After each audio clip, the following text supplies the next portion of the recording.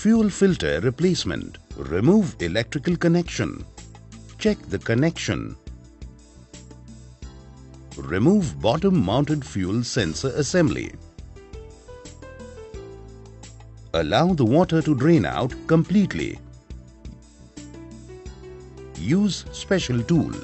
Rotate fuel filter bowl in clockwise direction.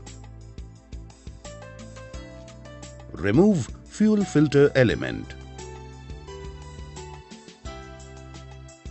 Remove the O-ring.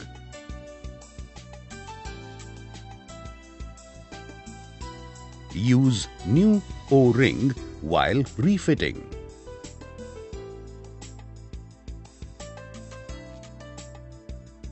Use new fuel filter. Ensure arrow mark faces top direction while fitting. Tighten the bowl by hand.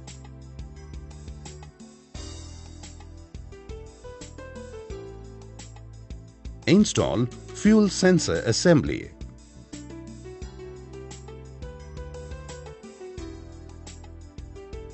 Hand tighten the assembly.